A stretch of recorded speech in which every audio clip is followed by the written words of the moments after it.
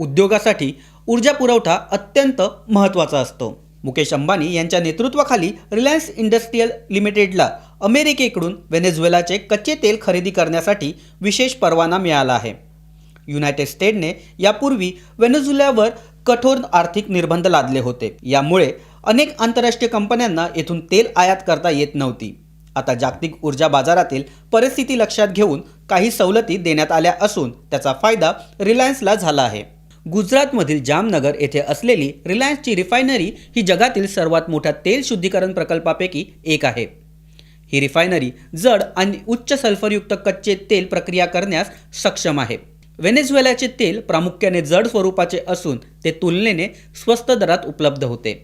यामुळे हे तेल थेट आयात केल्यास रिलायन्सचा कच्चा माल खर्च कमी होऊ शकतो. तसेच मध्यस्थांची गरज कमी झाल्यामुळे व्यवहार अधिक पारदर्शक होतील आणि त्यांच्या नफ्यात मोठी वाढ होईल.